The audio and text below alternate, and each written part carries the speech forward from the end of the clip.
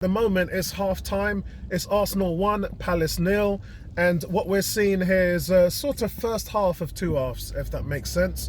Arsenal came out very confident, very high tempo, passing the ball around very quickly, fast movement, quick ball movement, and Palace couldn't get anywhere near them. Roy Hodgson sat his press back simply because Arsenal was just moving the ball too quickly. There were times when Hodgson did want to press and try to, and these players were just left in limbo because of the state of how quickly the ball was moving. So you could kind of see that Palace was trying to temper themselves away through the first half. Arsenal's attacks were coming really through David Luiz. He was pinging the ball forward, and it's really one pass that breaks the midfield. And that's what David Luiz is doing. One pass from David Luiz is going past 5 Palace players and really leaving their shape and their team in limbo.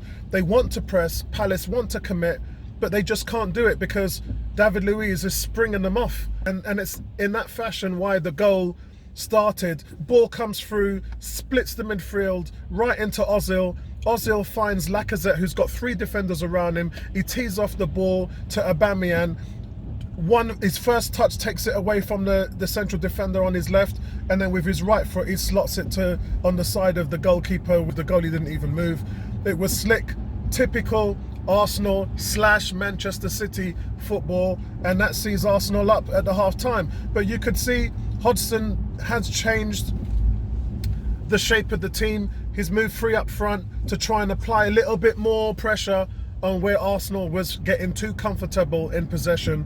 And towards the last 10 minutes of the half, Palace started to get more of a foothold in the game. And really that's more Arsenal taking a step back as well, because we know they can't keep this up for 90 minutes. Aubameyang did come out and say we're much fitter now, and as far as the running and everything goes, we can handle it. But you still need to manage the time. There's 90 minutes to play. You still, as a manager, need to focus on when you do play high tempo and when you don't. So for Arteta, you can see that he stepped back a little bit. But I mean, overall, a really good first half. Guys, remember, this is a team that's only won 2 out of their last 13 games.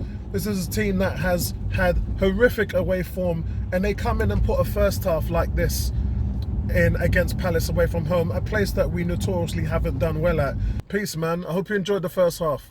So the game has finished. Crystal Palace 1, Arsenal 1. And what can I say? Really, I think this is going to be a result that Mikel Arteta is happy about because of the insinuating factors of his side going down to 10 men.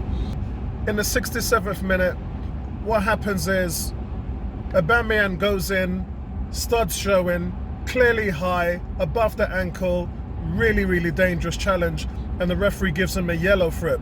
The referee didn't see the intricacies in the tackle because he was slightly behind the play. The player went down, didn't really sell it as a normal tackle, gets a yellow card. VAR then comes on and it says, searching for a decision on a dangerous tackle, possible red card. It's at that point where the tactics come into play. The player who was tackled, who, remember, he was on the floor, got up, looked fine, but it was a high tackle. After he goes down, they then sub him off and say that he can't continue. So Palace really sells it. But regardless whether they sell it or not, it was a bad tackle, and I thought it was a red card. It would have been silly to say that it wasn't a red card, considering all the bad tackles that we have seen.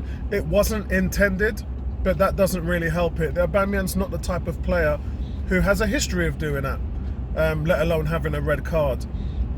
So I thought it was a fair decision, and when something like that happens, you've got to hold your hand up. And Arsenal really, at that point, was supposed to go into survival mode. Remember, they've come off of 2 clean sheets. The goal that Palace also scored was unlucky as well. It had a massive deflection. You have to really give Palace credit for pouring the pressure on. But at the end of the day, Arsenal couldn't do nothing about it. It was a wicked deflection. Xhaka and David Luiz got themselves in front of the shot. It comes off Luiz and takes a crazy deflection and just loops over and lobs into the net. Nothing anybody could have done about it. And the sheer amount of blocks that Arsenal have had over the last 3 or 4 games is nothing short of just a joy to watch. This Arsenal team right now are hungry, they're working hard, they're committed to the cause, and that's the same thing that happened today. They dug their heels in, they battled. At some points it looked like Arsenal wasn't settling for the draw, but they were actually trying to win the game. Same thing with Palace, but you would expect that. But considering the circumstances, we had to play 25 minutes with 10 men. I think that we did pretty well. When Aubameyang went off, it wasn't a great time, and it was time for Arsenal fans to grit their teeth. But listen, let's look at the positives. This team battled away from home again. We were down to 10 men, and the shot that went in was wickedly deflected. So anything could have really happened, guys.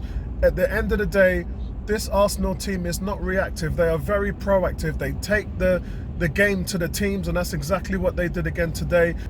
It was a great start. 20-25 minutes, Arsenal were dominating possession, but then Palace came back in at home, and you know, Palace are always going to turn it on. I say this all the time. Don't disrespect the Premiership thinking that teams can roll over other teams, but it just doesn't work like that in the mix of things, guys. That's just not how this league works. So big, massive credit to Arsenal for seeing this one out, and they would have been happy about that. What we have to do now is figure out a way of surviving without Aubameyang. If he does miss 3 games, it's going to be pretty tough on us, because he's our leading goal scorer at 16 goals now. How are you going to work around that? I think there's going to have to be a few things that's going to happen. You're probably going to have to go with Saka out left, or maybe Reece Nelson out left, and then Pepe out wide. In the first half, there was an issue which I've normally had with Pepe, which I had with Alexis Sanchez, and that is his lack of ability to maintain possession of the ball.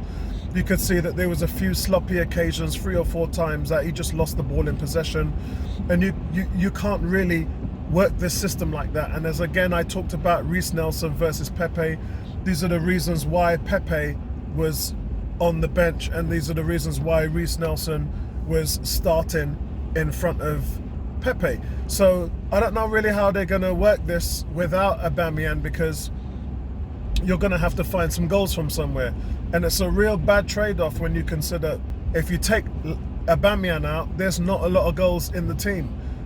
Yes, with Lacazette, but Lacazette is mostly a facilitator in this role, so he's going to have to put some work in, and then we're going to have to find some goals from somewhere else. So you can't just then drop Pepe, because Pepe is one of them guys that can get you goals. So maybe you put Saka, or you put Martinelli, or you put Reece Nelson on the left, and then go with that setup until Aubameyang comes back. But overall, guys, really tough game today. Not going to argue about the red card. I'm not going to argue about the scoreline either, because I'll take that. It's still another game that Arteta hasn't lost. So that's now 3 games on the bounce. Positive games. And we just have to grow from there, guys. Listen, a lot of us talked about in the podcast last week. And again, you can check out the podcast coming up on Monday night. A lot of us talked about that. Is it time to write off the league? Shall we focus on the Europa Cup?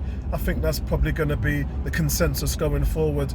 I would love this team to battle and get up into 5th place in the league, but today's game just shows you how tough it is. It's just something that you can't really serve up, or you can't really guarantee that's going to happen. I'm afraid that the Premier League is tough. It's never going to be easy. Away from home is a challenge, and we stepped up to the challenge today.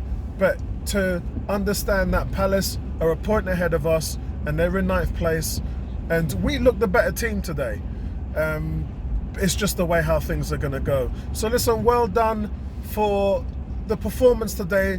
We just have to hope that Aubameyang's red card isn't going to really make him miss that much time. We also got to look at Torreira. He came off quite early and was replaced by Guendouzi, and I don't know whether that was a precaution, so hopefully he flies through this week, gets a bit of rest, and then is able to come back and start, because otherwise we are struggling with a few injuries now. Let's not lie about it. As far as Turney, Bellerin, although Holding came back last week, he looked really shaky. Chambers is out, and the last thing that we need is to have Torreira missing some substantial time as well. We can't afford to have that as a team. So listen, that's it from me, guys. Overall, I'm happy with the result. I did think we were going to win this game, but let's not kid ourselves. It's an uphill battle for Arsenal and Mikel Arteta to turn this around. But today we got the same type of progressive attitude that we were looking for, not reactive. There's not much Arteta could have done to change it. Although I do like the stability of the team in the midfield when the red card happens. So you have to give Arteta credit for that. Funny enough, Arteta in 2013 also scored for Arsenal against Palace at Selhurst Park and also got red carded as well. But listen, thanks guys, appreciate that. Like and subscribe. I'm on my way to London now. And listen, let's pick this up on the podcast on Monday evening, and I'll see you guys all there. Peace.